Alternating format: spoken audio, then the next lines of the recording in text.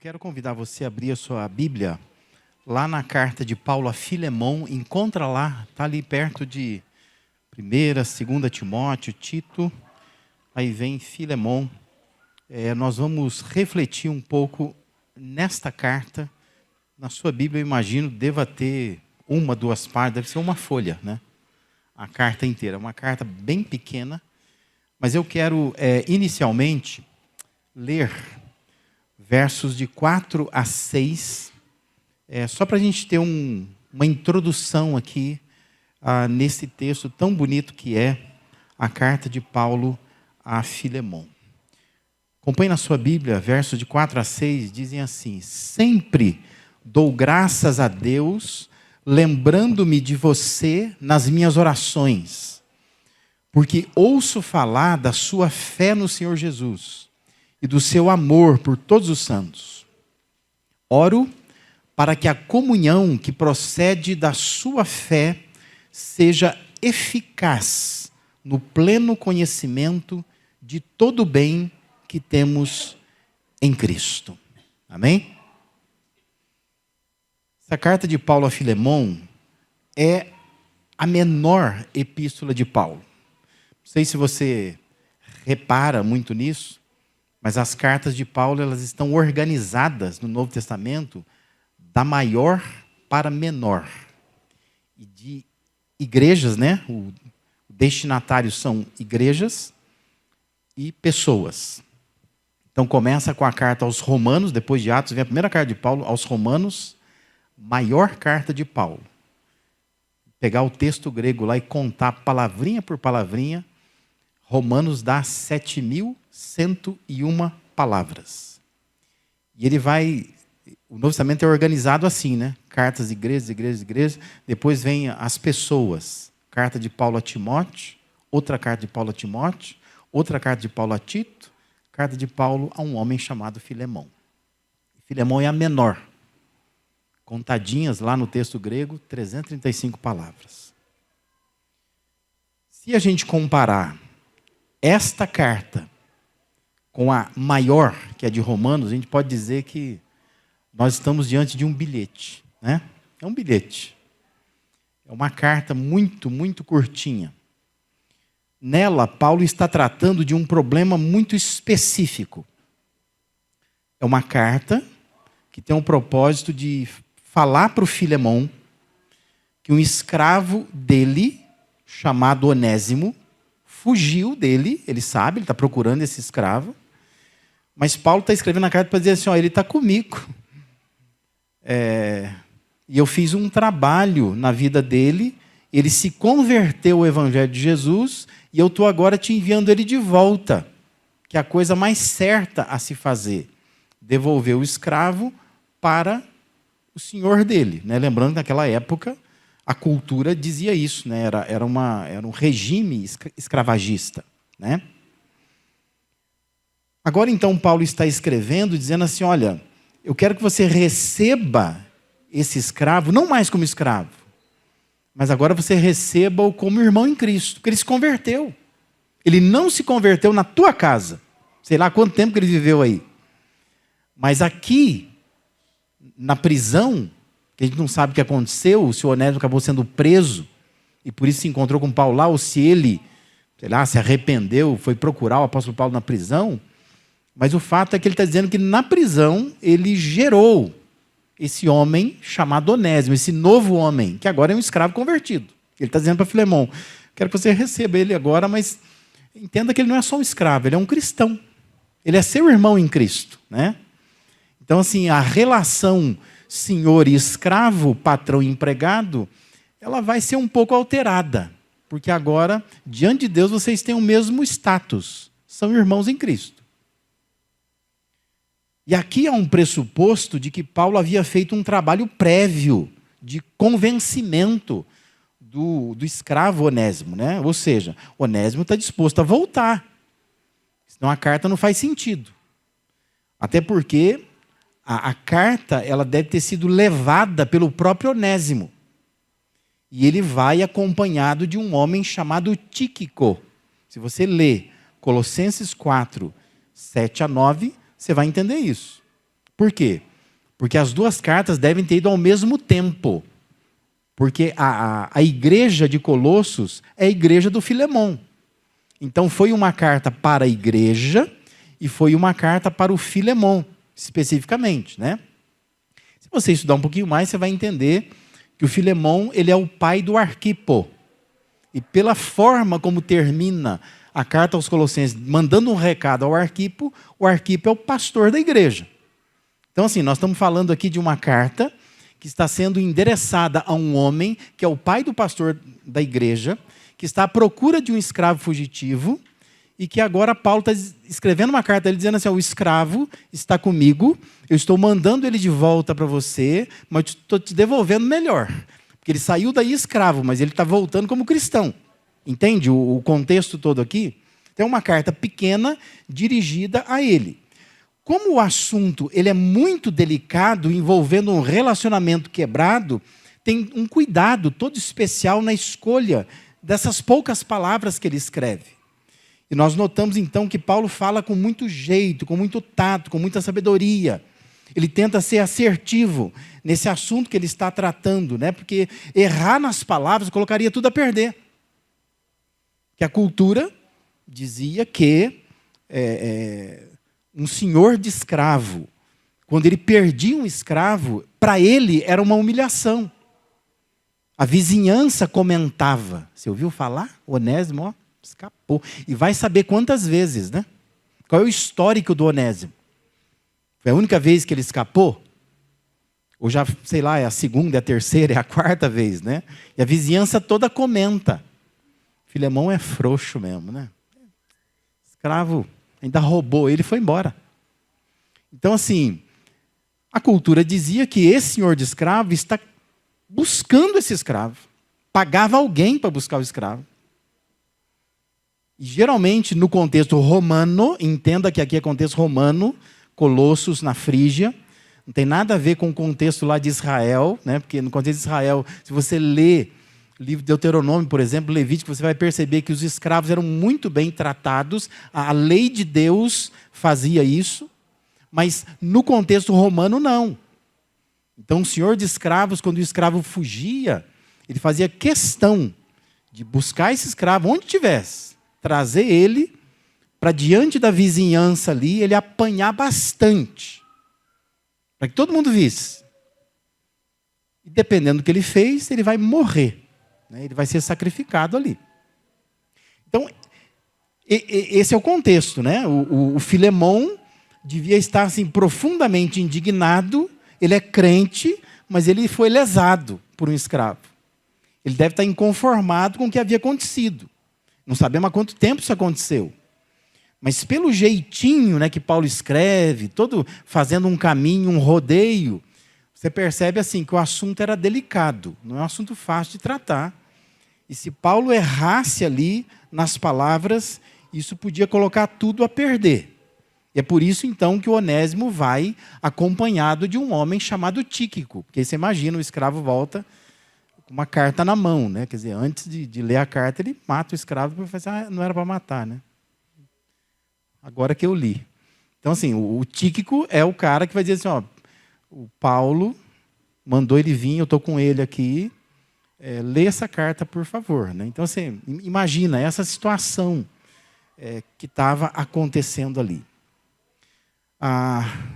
Sobretudo, esta carta, ela realça o poder restaurador do Evangelho de Cristo.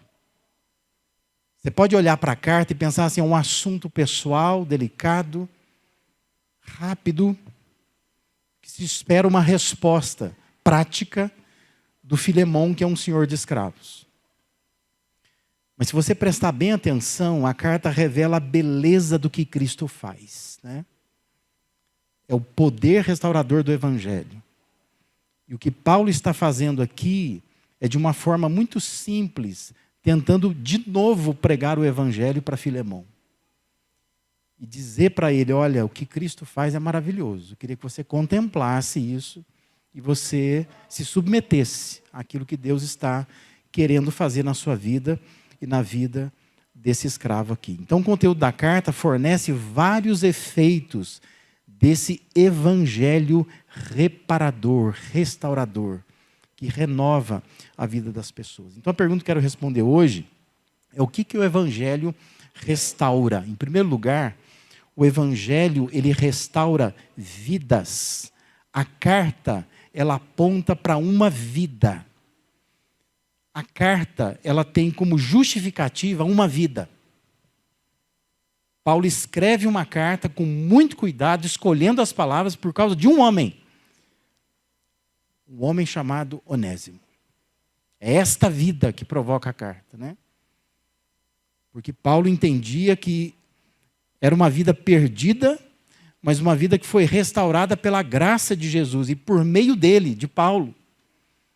Ele entende que é importante escrever uma carta para preservar a vida desse homem e para que o Filemão tenha uma visão mais ampla da preciosidade desta vida e cuide dessa vida.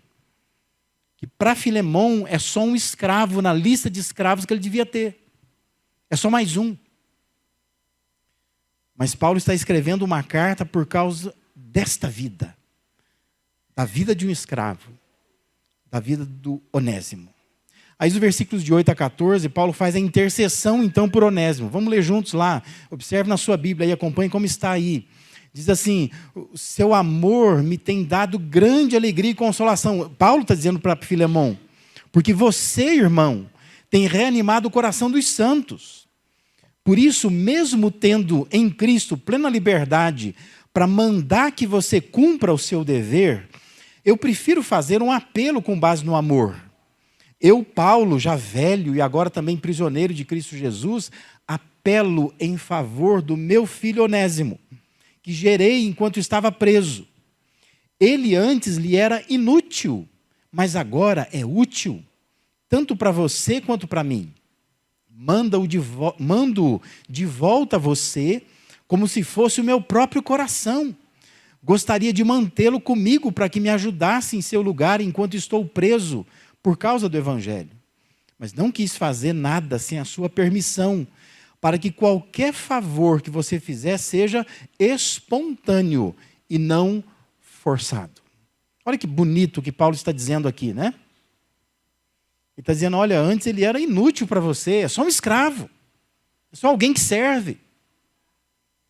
Mas ele está dizendo assim, mas agora ele é útil. Paulo estava desafiando Filemão a perceber que aquilo que Onésimo fora no passado, ele está dizendo, não tem nada a ver com o que ele é agora. Porque agora ele passou pelos portões da graça de Deus. Agora ele é uma pessoa diferente. E Paulo quer que Filemão perceba isso. Como que o Evangelho restaura vidas. Como pode modificar a vida de alguém. Paulo estava dizendo assim, você precisa ver, você vai se encantar com ele. Na hora que você colocar ele de novo na sua casa, você vai ver que, nossa, não tem nada a ver com aquele Onésimo, né? Talvez fosse um escravo reclamão, um sujeito enrolado, né? Alguém que trabalha sem alegria nenhuma. Ele está dizendo, mas agora, quando ele se converteu, você precisa ver que vida é essa, que vida restaurada é essa. Poder do Evangelho. O Evangelho restaura vidas. Isso nos ensina que precisamos acreditar que Deus pode mudar pessoas. Porque não é isso que nós aprendemos. Nós aprendemos que pau que nasce torto, morre torto, né? Não se endireita. Porque é isso que nós aprendemos. É assim que nós somos educados, ensinados, e é assim que nós vamos olhar para as pessoas. Não vamos achar que as pessoas não se modificam, elas não mudam, elas sempre são assim. Mas esta é a proposta do Evangelho. O Evangelho transforma vidas, restaura vidas. Nós precisamos acreditar nisso. Pode ser a pessoa mais difícil, a pessoa mais teimosa, a pessoa que já errou, recorre no erro, volta no erro. Mas o dia que ela for abraçada pela graça de Deus, o Evangelho vai restaurar essa pessoa. E se há alguém que se diz estar no Evangelho, mas não consegue passar por essa transformação, é porque realmente não passou pelo Evangelho. Porque o Evangelho, ele restaura vidas. Curioso pensar que o que Paulo está fazendo é exatamente o que foi feito com ele. Lembra? Paulo era o Saulo, perseguidor da igreja. E quando ele se converteu, teve uma experiência no caminho de Damasco, quando ele quis se aproximar dos apóstolos, mas ninguém acreditava nele. Achava que era golpe, né? Ele quer dar um golpe na gente, ele está se fazendo de bonzinho, ele quer entrar no nosso meio aqui, ó, e de repente ele vai perseguir todos nós aqui, ele vai nos prender, vai nos matar. Mas teve um homem que investiu na vida dele, que foi o Barnabé. E Paulo agora, ele está fazendo com Onésimo o que fizeram com ele. Barnabé investiu na vida dele. O Barnabé apostou todas as fichas nele. O Barnabé o discipulou. E Paulo está dizendo para Filemão, olha, eu fiz um trabalho com esse Onésimo que você vai ver. Quando ele estiver de volta na sua casa, você vai se encantar com ele. Você vai ver como que o Evangelho restaura uma vida. Como que alguém pode ser diferente depois que ela passa pelo Evangelho. Eu quero que você saia daqui pensando nessa noite que você não pode desistir de pessoas. Você deveria desistir só quando a pessoa não quer mais ajuda.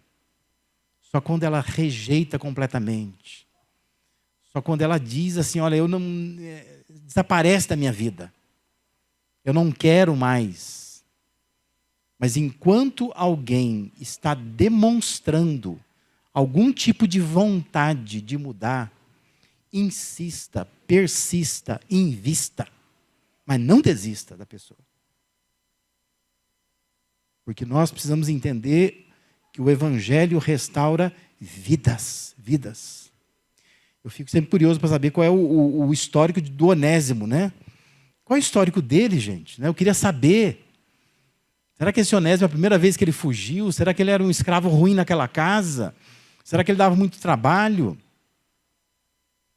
Mas o fato é que Paulo investiu nele, não desistiu dele. E Paulo viu restaurado e disse para Filemão, Filemão, faço um apelo para você, receba de volta. Porque agora ele não é mais um escravo, ele é um homem transformado pelo Evangelho. Acredita que Deus pode mudar pessoas. Talvez seja seu filho, talvez seja a sua esposa, talvez seja o seu marido, né? A mãe, o pai, um amigo.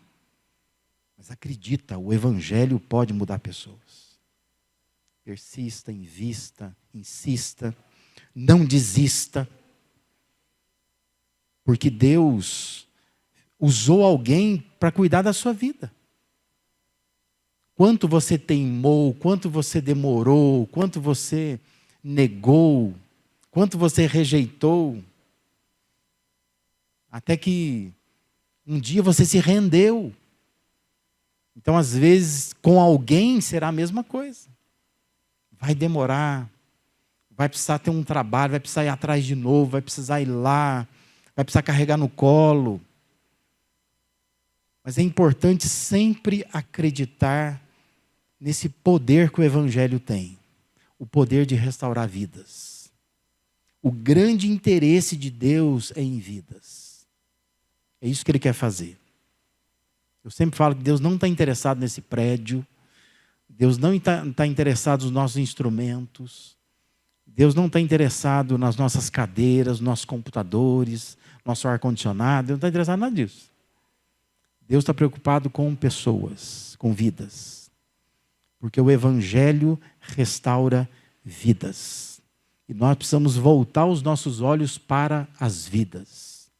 E pensar que Deus continua querendo transformar onésimos. Pegar escravos. Pegar pessoas que não têm valor nenhum, às vezes, para a sociedade. Mas, pelo Evangelho, elas são restauradas, recuperadas, e elas se tornam pessoas valiosas nas mãos de Deus. Amém? Esse é o poder que o Evangelho tem. Em segundo lugar, O evangelho também ele restaura a visão. Paulo está trabalhando isso com Filemão. Olha lá, versículos de 15 a 17. Paulo escreve assim: talvez ele tenha sido separado de você por algum tempo, para que você o tivesse de volta para sempre. Não mais como escravo, mas acima de escravo, como irmão amado. Para mim, ele é um irmão muito amado, e ainda mais para você, tanto como pessoa quanto como cristão. Assim, se você me considera companheiro na fé, receba-o como se estivesse recebendo a mim. Aqui nós somos incentivados a pensar que Deus tem planos soberanos. Deus tem planos que nós não estamos percebendo, que estão acima de nós. Paulo está tentando dizer para Filemão: o evangelho restaura a nossa visão. A gente passa a olhar para os eventos da vida com outros olhos, com a visão de Deus, com a perspectiva de Deus. Talvez você só esteja olhando para um evento corriqueiro, banal. É um escravo que foge mais uma vez. É uma chateação. É uma situação para se resolver. O serviço da minha casa para ser restabelecido. Mas Paulo está olhando e dizendo assim: olha, você precisa olhar para os eventos da vida com outros olhos. Veja o que Deus está fazendo no meio de tudo isso. Nessa situação banal, nessa situação corriqueira. Paulo diz assim: talvez ele tenha sido separado de você por algum tempo para que você o tivesse de volta para sempre. Olha que maneira interessante de abordar um assunto, né? Talvez ele fugiu para que ele voltasse para você melhor. E você precisa olhar com outros olhos. Paulo está dizendo a Filemão: não é hora de se vingar. É hora de apreciar o que Deus está fazendo. A beleza do evangelho. O que Deus está fazendo no meio de tudo isso? Se Paulo pudesse conversar com Filemão, ele certamente diria fazer: eu sei que você está com raiva, né? Eu também estaria. Se um escravo meu fugisse, me roubasse, me causou um prejuízo. Mas Paulo está dizendo assim: ó, tenta olhar com outros olhos.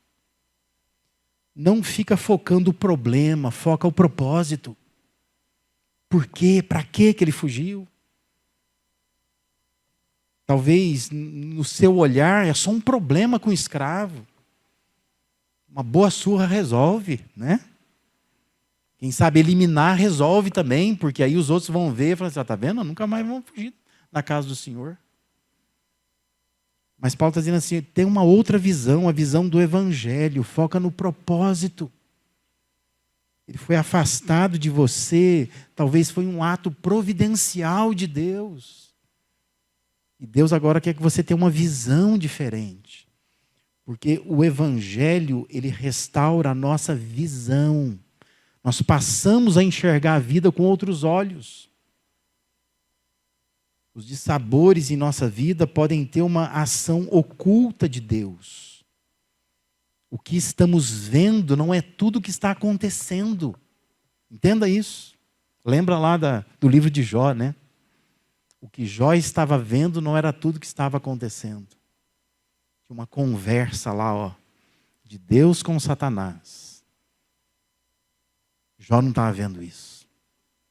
Então, assim, tudo que acontece na sua vida, pensa nisso.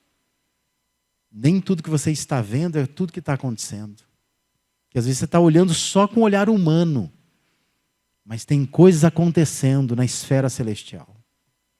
Deus trabalha com propósitos. E nós, muitas vezes, focamos só os problemas. E Deus está dizendo assim: não fica olhando para o problema. Tenta ampliar essa visão e perceber o propósito que Deus tem. E Paulo estava dizendo a Filemão: Deus está por trás disso. Esse tempo de fuga do Onésimo foi terapêutico.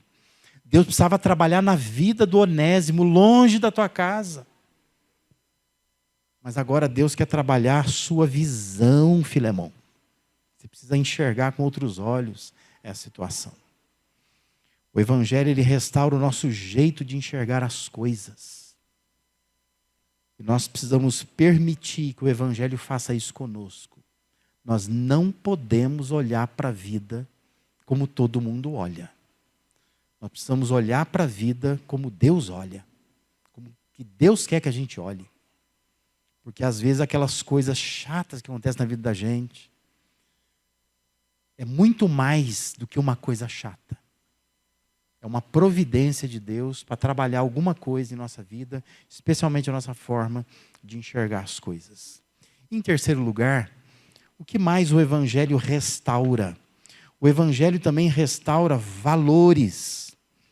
Verso 18 a 21, dizem assim: se ele o prejudicou em algo, ou lhe deve alguma coisa, ponha na minha conta.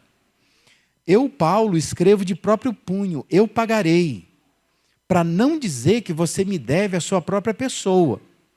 Sim, irmão, eu gostaria de receber de você algum benefício por estarmos no Senhor. Reanime o meu coração em Cristo. Escrevo-lhe certo de que você me obedecerá, sabendo que fará ainda mais do que eu te peço. Paulo está motivando o Filemão a perdoar. Paulo estava dizendo, ó, se algum dano ele fez para você, se ele te deve alguma coisa, ele deixou um prejuízo para trás, põe na minha conta, eu vou pagar. A gente só dispõe a pagar a conta de alguém quando a gente acredita naquela pessoa, né? E Paulo está dizendo assim, ó, pode pôr na minha conta. Eu sei o trabalho que eu fiz, eu sei o que o Evangelho fez na vida desse moço, e eu quero que você o receba de volta como se fosse a mim mesmo. Meu próprio coração estou mandando para você. E se ele te deve alguma coisa, pode deixar isso para lá, porque eu vou te pagar. Deixa que eu pago. Está motivando o Filemão a perdoar. O Evangelho ele exige mudança profunda. O Evangelho ele restaura em nossas vidas aqueles valores mais internos, mais intensos. E a carta a Filemão traz para nós isso com muita força. Porque muitas vezes nós vamos pensar assim, mas qual é o costume? O que a cultura dita? O que se faz normalmente? Quando nós estamos no Evangelho, isso não importa. Porque o Evangelho restaura os valores.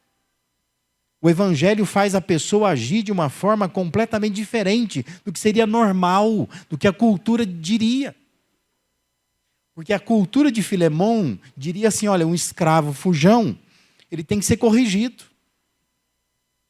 Ele tem que apanhar. Se for preciso, ele tem que ser morto. Isso é o que a cultura falava. Mas Paulo está dizendo assim, eu espero que você se comporte de uma forma cristã. O que o Evangelho vai dizer. Não o que as pessoas vão dizer. Não é o que a nossa cultura vai dizer. Não é o que a lei manda. Porque às vezes nós temos como cristãos dizer assim, olha, a lei manda fazer isso, mas eu nem vou fazer. Porque às vezes a lei mandaria denunciar uma situação. A lei às vezes vai dizer assim, olha, você precisa fazer tal coisa. Você vai dizer, não, eu não vou fazer. Porque o Evangelho me faz fazer uma outra coisa. Eu posso perdoar, eu posso acolher, eu posso deixar para lá. Claro que há situações que você vai ter que ir na lei, né? Mas há muita situação. Lembra que Paulo orienta os coríntios nesse sentido, né? Para de ficar atrás de advogado, para de ficar indo atrás de fórum, quando às vezes são questões que você poderia resolver com o poder do Evangelho, com uma boa conversa, com perdão, tomando prejuízo. Mas nós nos dizemos crentes, mas nós não agimos como crentes. Paulo estava desafiando Filemão, você precisa provar que você entendeu o Evangelho. O Evangelho não age dessa forma. O Evangelho tem que estar acima do desejo de justiça que você tem. Talvez Filemão estava sedento por justiça. É justo esse escravo apanhar, morrer se for necessário. Mas Paulo está dizendo assim, não faça isto. Não faça isso. Muda os seus valores. Perceba a situação de uma forma diferente. E não faça o que a cultura diz que é para fazer. Faça o que Deus manda fazer, o que o Evangelho diz que é para fazer.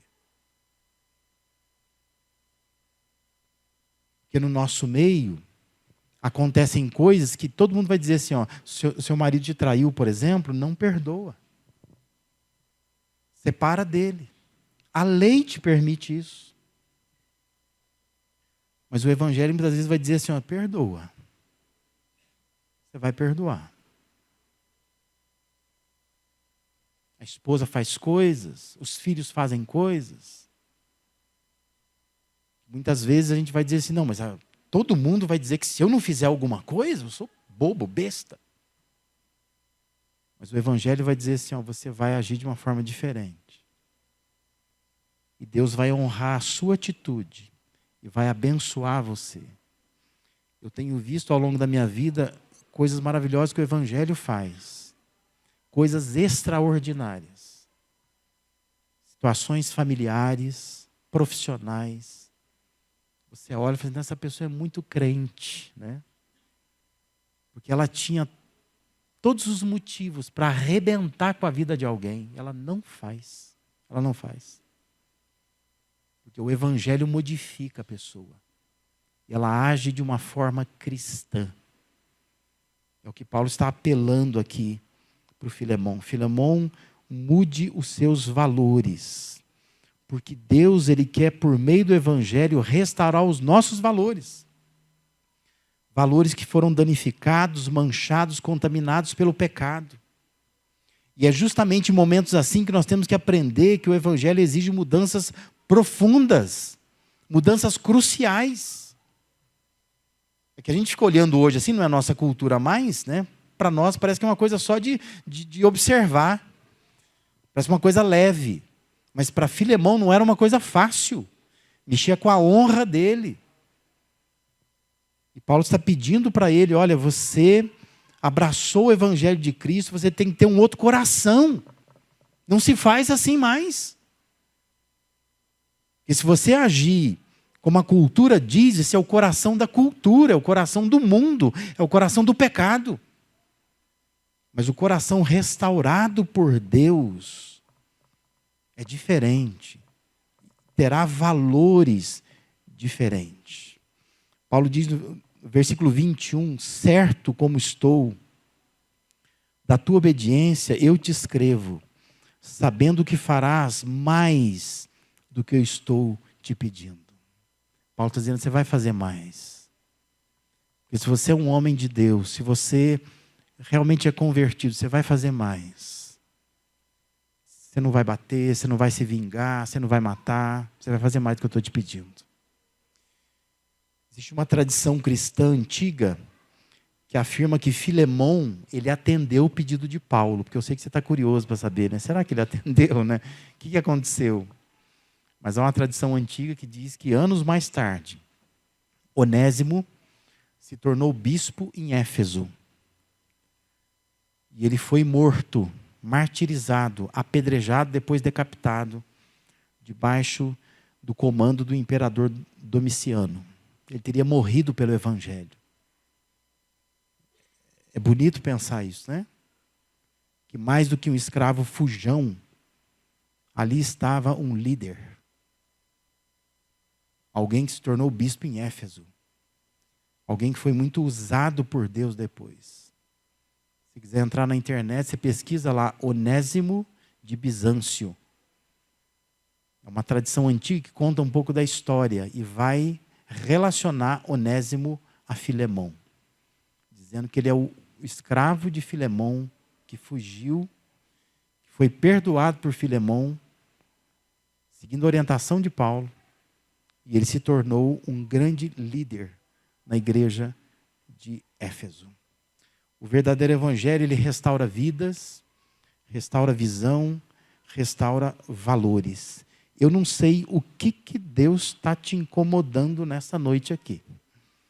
Mas eu queria que você parasse, orasse e dissesse para Deus, Deus, quais são as vidas que o Senhor quer transformar por meu intermédio?